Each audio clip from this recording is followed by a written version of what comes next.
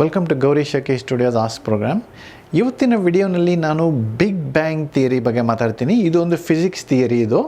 ಈ ಥಿಯರಿ ಏನು ಮಾಡುತ್ತೆ ಅಂದರೆ ನಮ್ಮ ಯೂನಿವರ್ಸ್ ಎಲ್ಲಿಂದ ಬಂತು ಅಂತ ಎಕ್ಸ್ಪ್ಲೈನ್ ಮಾಡುತ್ತೆ. ಇನ್ ಸೈಂಟಿಫಿಕ್ ಮ್ಯಾನರ್ ಎಕ್ಸ್ಪ್ಲೈನ್ ಮಾಡುತ್ತೆ. ಬಟ್ ಅದು ಎಂಟೈರ್ಲಿ ಸೈಂಟಿಫಿಕ್ಕಾ ಅಲ್ವಾ ಅನ್ನೋದನ್ನು ನಾನು ಈ ವಿಡಿಯೋನಲ್ಲಿ ಚರ್ಚೆ ಮಾಡ್ತೀನಿ. First of all, big bang ಶುರು ಆಗಿದ್ದು ಹೇಗೆ ಅಂದರೆ ಅದೊಂದು ಸಿಂಗ್ಯುಲಾರಿಟಿಯಿಂದ ಶುರುವಾಯಿತು ಅಂತ ಹೇಳ್ತಾರೆ. ಸಿಂಗ್ಯುಲಾರಿಟಿ ಅಂದರೆ ಏನು? ಸಿಂಗ್ಯುಲಾರಿಟಿ ಅನ್ನೋದ್ರೆ ಒಂದು ಪಾಯಿಂಟ್ನಲ್ಲಿ very small point, infinitely small ಪಾಯಿಂಟಲ್ಲಿ ನಮ್ಮ ಯೂನಿವರ್ಸ್ನಲ್ಲಿ ಇರೋ ಎಲ್ಲ ಎನರ್ಜಿ ಮ್ಯಾಟರ್ನ ಆ ಪಾಯಿಂಟ್ ಒಳಗೆ ಸೇರಿಸಿಟ್ರೆ ಆ ಒಂದು ಪಾಯಿಂಟ್, ಆ ಒಂದು ರೀಜನ್ನ ಸಿಂಗ್ಯುಲಾರಿಟಿ ಅಂತ ಹೇಳ್ತೀವಿ. ಸೊ ಅದರ ವಾಲ್ಯೂಮ್ ಏನು ಅಂದರೆ ಝೀರೋ, ಸೈಜ್ ಝೀರೋ, ವಾಲ್ಯೂಮೇ ಇಲ್ಲ. ಸೊ ಅಂಥ ಒಂದು point, it literally A point, ಆ ಪಾಯಿಂಟ್ನಲ್ಲಿ ಮ್ಯಾಟರು ಮತ್ತು ಎನರ್ಜಿ ಪ್ಯಾಕ್ ಆಗಿ ಇಟ್ಟಿರೋ ಜಾಗ, ಆ ಒಂದು ಜಾಗನ ಸಿಂಗ್ಯುಲಾರಿಟಿ ಅಂತ ಹೇಳ್ತೀವಿ. ಸೊ ನಮ್ಮ ಯೂನಿವರ್ಸ್ ಶುರು ಆಗಿದೆ ಹೇಗೆ ಅಂದರೆ according to big bang theory ಒಂದು ಸಿಂಗ್ಯುಲಾರಿಟಿಯಿಂದ ಶುರುವಾಗಿದೆ ಅಂತ ಹೇಳ್ತಾರೆ. ಈ ಸಿಂಗ್ಯುಲಾರಿಟಿ ಅಂದ ತಕ್ಷಣ ನಾನು ತುಂಬ ಸ್ಕೆಪ್ಟಿಕಲ್ ಆಗೋಗ್ಬಿಡ್ತೀನಿ. ಯಾಕಂದರೆ ಸಿಂಗ್ಯುಲಾರಿಟಿ ಅಂದರೆ ಪಾಯಿಂಟ್ ಅಂದರೆ ಅದರ volume zero. So zero size ವಾಲ್ಯೂಮ್ನಲ್ಲಿ ಎನರ್ಜಿ ಪ್ಯಾಕ್ ಮಾಡಬಹುದಾ ಅನ್ನೋದು ಈ ಒಂದು ಪ್ರಶ್ನೆ ಬರುತ್ತೆ ನನಗೆ. ಅದು ಸಾಧ್ಯನಾ ಅಂತ. ಬಟ್ ಒಪ್ಕೊಳ್ಳೋಣ, ಝೀರೋ ವಾಲ್ಯೂಮ್ನಲ್ಲಿ ಎನರ್ಜಿ ಮತ್ತು ಮ್ಯಾಟರು ಎಲ್ಲ ಪ್ಯಾಕ್ ಆಗಿದೆ ಅಂತ ಒಪ್ಕೊಳ್ಳೋಣ. ನಾನು ಒಪ್ಕೊತೀನಿ. ಯಾಕಂದರೆ ನಾನು ಸ್ವಲ್ಪ ಸ್ಕೆಪ್ಟಿಕಲ್ಲೇನೆ. ಆದರೆ ಲೆಟ್ಸ್ ಗೋ ವಿತ್ ಇಟ್. ಯಾಕಂದರೆ ಇದು ಥಿಯರಿನೇ.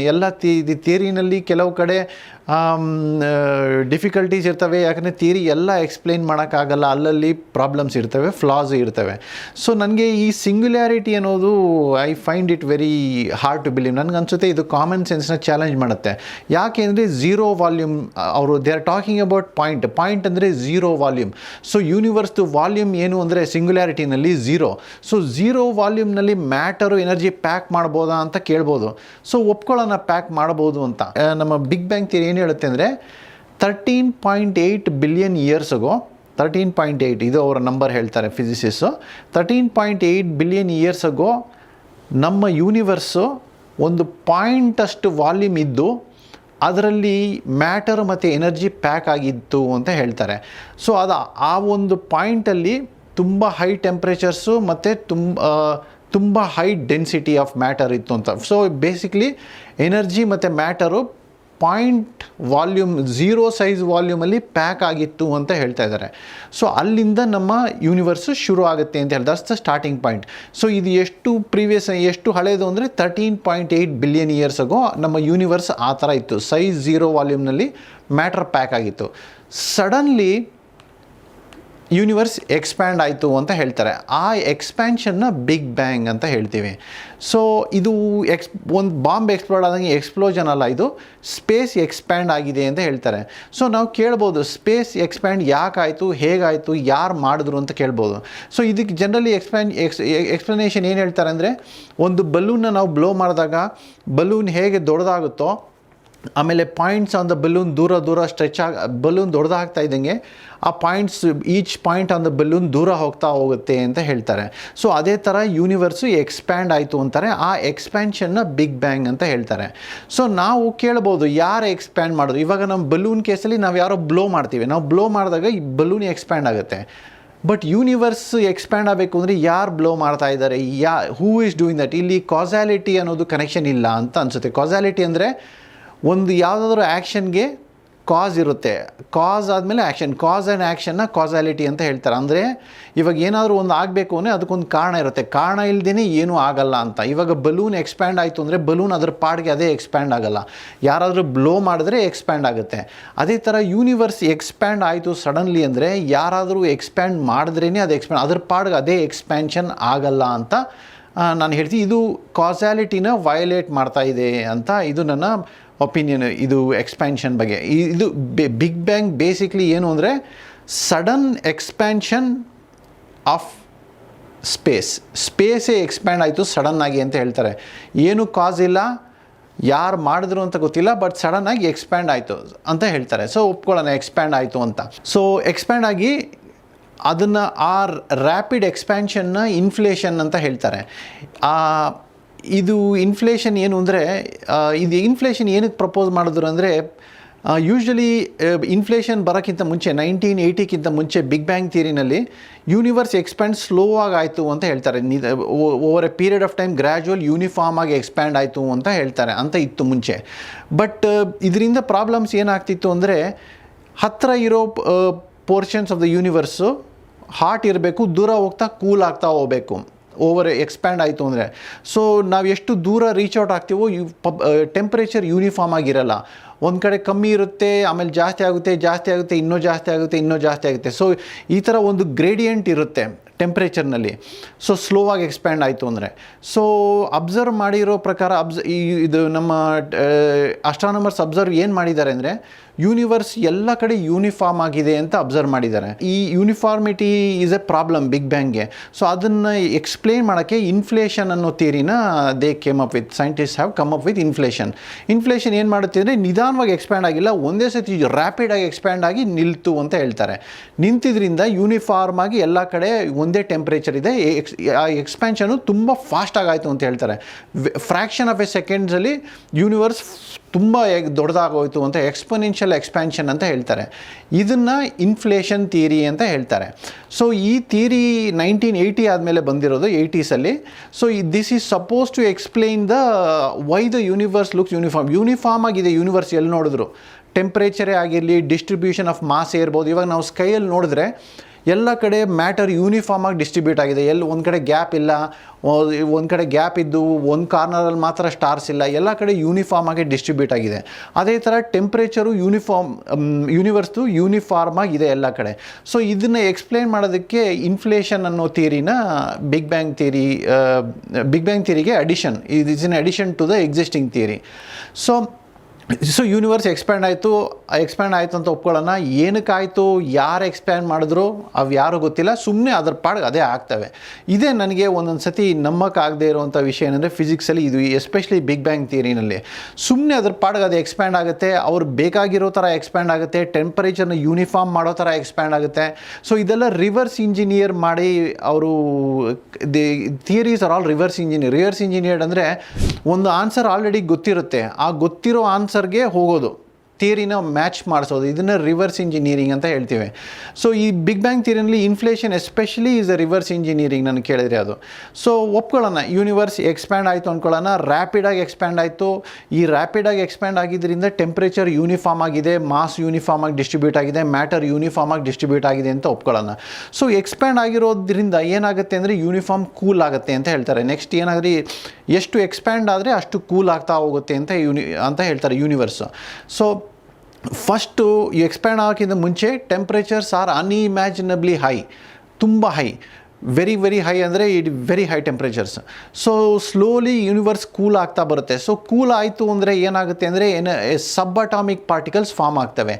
ಇವಾಗ ಸಬ್ ಅಟಾಮಿಕ್ ಪಾರ್ಟಿಕಲ್ಸ್ ಅಂದರೆ ಕ್ವಾರ್ಕ್ಸ್. ಇವಾಗ ನಾವು we are all made up of molecule is made of atoms are made up of sub atomic particles ಅಂದರೆ ಕ್ವಾರ್ಕ್, QUARK, ಕ್ವಾರ್ಕ್ ಅಂತ ಹೇಳ್ತಾರೆ.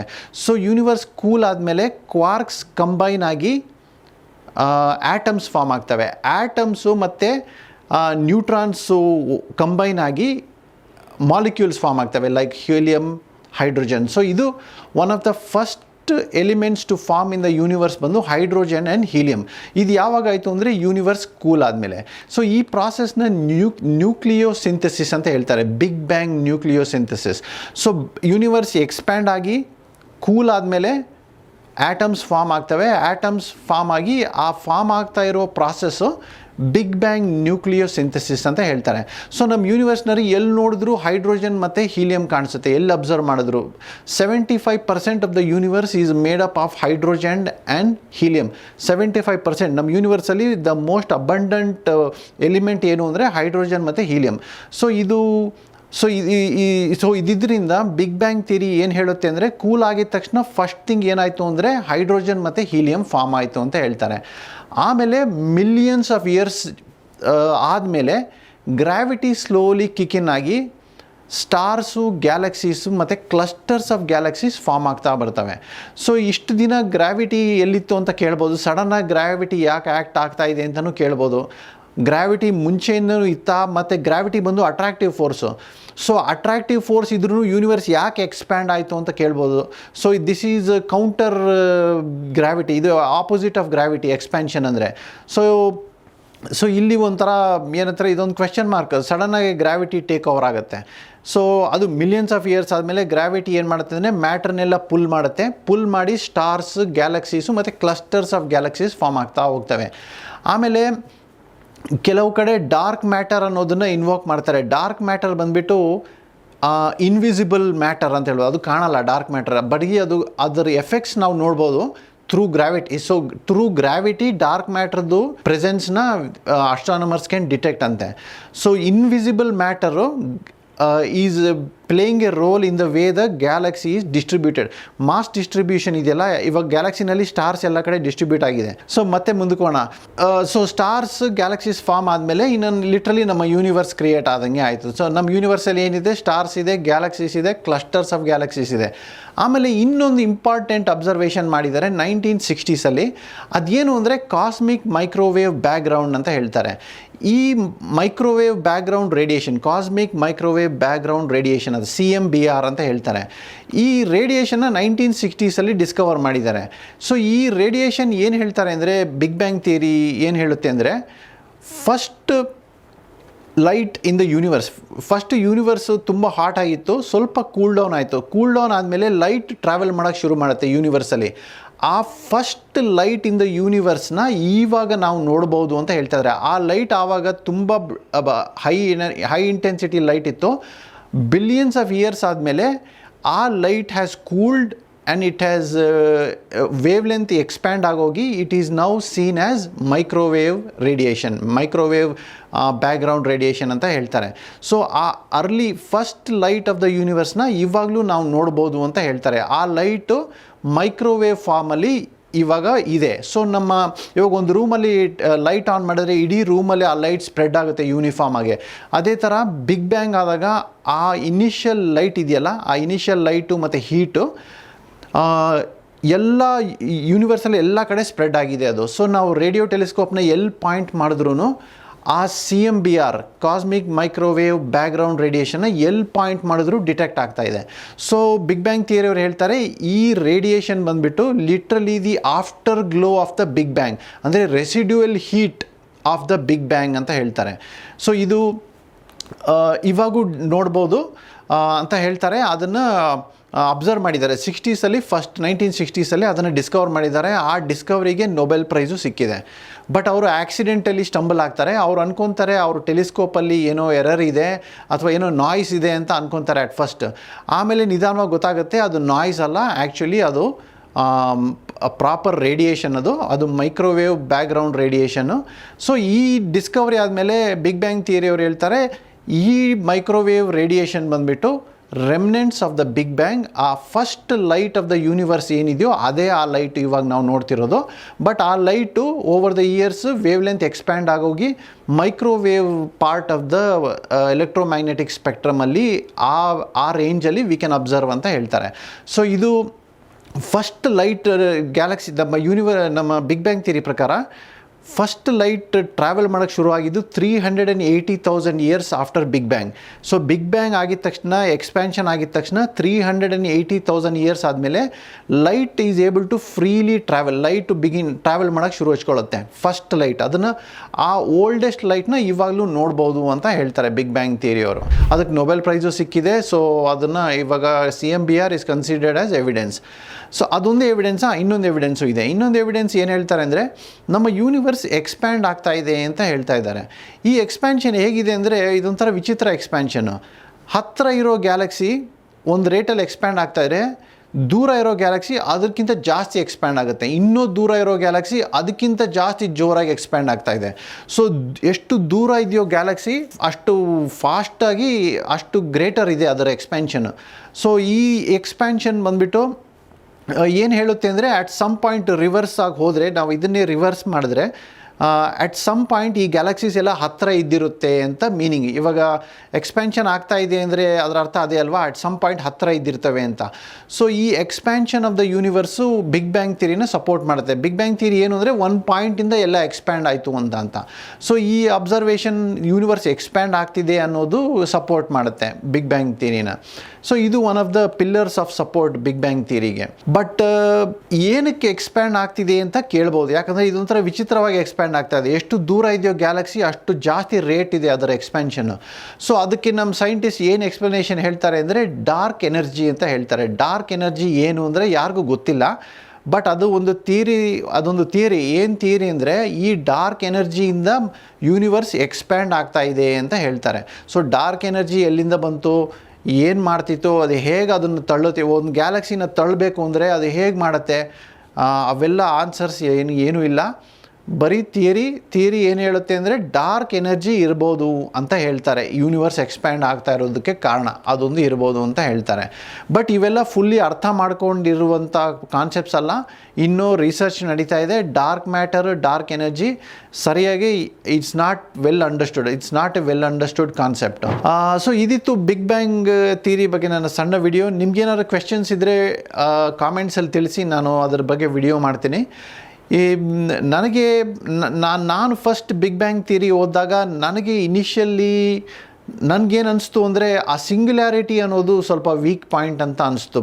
Starting of the universe, starting from a ಪಾಯಿಂಟಿಂದ ಇಷ್ಟು ದೊಡ್ಡದಾಯಿತು ಅನ್ನೋದು, ಪಾಯಿಂಟಿಂದ ಆಗುತ್ತೆ ಅನ್ನೋದನ್ನು ನನಗೆ ಸ್ವಲ್ಪ ಸ್ಕೆಪ್ಟಿಕಲ್, ಅದನ್ನು ನಾನು ಫುಲ್ಲಿ ನಂಬೋಕ್ಕಾಗ್ತಿಲ್ಲ. ಸ್ಕೆಪ್ಟಿಸಿಸಮ್ ಸ್ವಲ್ಪ ಜಾಸ್ತಿ ಇದೆ ನನಗೆ.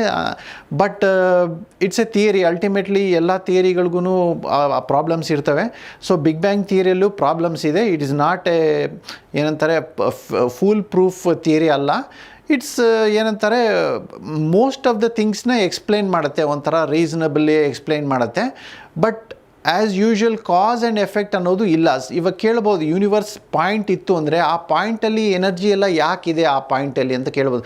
ಫಸ್ಟ್ ಆಫ್ ಆಲ್ ಅದರ ವಾಲ್ಯೂಮ್ 0 ಇತ್ತಂದರೆ 0 ವಾಲ್ಯೂಮ್ನಲ್ಲಿ ಮ್ಯಾಟರ್ ಹೇಗೆ ನಾವು ಟ್ರ್ಯಾಪ್ ಮಾಡ್ಬೋದು ಅನ್ನೋದನ್ನು ಕೇಳ್ಬೋದು. ಟ್ರ್ಯಾಪ್ ಆಗಿದೆ ಅಂತ ಒಪ್ಕೊಂಡ್ರೆ ಇದ್ದಕ್ಕಿದ್ದಾಗೆ ಅದು ಏನಕ್ಕೆ ಎಕ್ಸ್ಪ್ಯಾಂಡ್ ಆಯಿತು ಅಂತಲೂ ಕೇಳ್ಬೋದು. ಇದೆಲ್ಲ ಕಾಸಾಲಿಟಿ ಸಪೋರ್ಟ್ ಮಾಡ್ತಿಲ್ಲ. ಇವಾಗ ಎಕ್ಸ್ಪ್ಯಾಂಡ್ ಆಯಿತು ಅಂದರೆ ಕಾಮನ್ಲಿ ಬಲೂನ್ ಎಕ್ಸಾಂಪಲ್ ಕೊಡ್ತಾರೆ. ಸೊ ಬಲೂನ್ ಎಕ್ಸ್ಪ್ಯಾಂಡ್ ಆಯಿತು ಅಂದರೆ ಯಾರೋ ಬ್ಲೋ ಮಾಡ್ತಾ ಇದ್ದಾರೆ. ಬಟ್ ಯೂನಿವರ್ಸ್ ಎಕ್ಸ್ಪ್ಯಾಂಡ್ ಆಗ್ತಿದೆ ಅಂದರೆ ಯಾರು ಅದನ್ನು ಮಾಡ್ತಿದ್ದಾರೆ, ದೇವ್ರು ಮಾಡ್ತಿದ್ದಾರಾ, ಯಾರೋ ಒಬ್ಬರು ಮಾಡ್ತಿದ್ದಾರೆ. So cause and effect. So cause ಇರಬೇಕು, ಒಂದು ಆಗ್ತಾ ಇದೆ ಅಂದರೆ ಅದಕ್ಕೊಂದು ರೀಸನ್ ಇರಬೇಕು. ರೀಸನ್ ಇಲ್ಲದೇ ಏನೂ ಆಗಬಾರ್ದು ಅಂತ ನನ್ನ personal opinion. So big bang ಥಿಯರಿನಲ್ಲಿ ಈ ಥರ ಆಗುತ್ತೆ, ಸಡನ್ನಾಗಿ ಎಕ್ಸ್ಪ್ಯಾಂಡ್ ಆಗುತ್ತೆ ವಿತೌಟ್ ಎನಿ ರೀಸನ್. ಅದು ಅವ್ರಿಗೆ ಬೇಕಾಗಿರೋ ಥರ ಎಕ್ಸ್ಪ್ಯಾಂಡ್ ಆಗುತ್ತೆ, ಅಬ್ಸರ್ವೇಷನ್ಸ್ನ ಮ್ಯಾಚ್ ಮಾಡೋ ಥರ ಎಕ್ಸ್ಪ್ಯಾಂಡ್ ಆಗುತ್ತೆ. ಸೊ ಇವೆಲ್ಲ ರಿವರ್ಸ್ ಇಂಜಿನಿಯರ್ ಮಾಡಿ ಟ್ರೈ ಮಾಡಿದ್ದಾರೆ, ಒಂದು ಥಿಯರಿ ಟ್ರೈ ಮಾಡಿದ್ದಾರೆ, ದೇರ್ ಬೆಸ್ಟ್ ಸೈಂಟಿಸ್ಟ್ ಮಾಡಿದ್ದಾರೆ. ಈ ಒಂದು ಅಬ್ಸರ್ವೇಷನ್ಸ್ನ ಥಿಯರಿಗೆ ಮ್ಯಾಚ್ ಮಾಡೋದಕ್ಕೆ ಟ್ರೈ ಮಾಡಿದ್ದಾರೆ. ಸೊ ಇದು ಒಂದು attempt at explaining the universe ಹೇಗೆ ಶುರು ಆಯಿತು ಅಂತ. ಇದು ನಿಮ್ಗೇನು ಅನಿಸುತ್ತೆ ಬಿಗ್ ಬ್ಯಾಂಗ್ ಥಿಯರಿ ಬಗ್ಗೆ ಅನ್ನೋದನ್ನು ಕಾಮೆಂಟಲ್ಲಿ ತಿಳಿಸಿ, ನಾನು ನೋಡ್ತೀನಿ. ಏನಾದರೂ ಕ್ವೆಶನ್ಸ್ ಇದ್ದರೆ ಕೇಳಿ, ನಾನು ರೆಸ್ಪಾಂಡ್ ಮಾಡ್ತೀನಿ. ಅಥವಾ ಇನ್ನೊಂದು ವಿಡಿಯೋ ಮಾಡಿ ಫ್ಯೂಚರಲ್ಲಿ I can cover the content. Thank you for watching. ಮತ್ತೆ ಮುಂದಿನ ವಿಡಿಯೋಲಿ ಸಿಗೋಣ.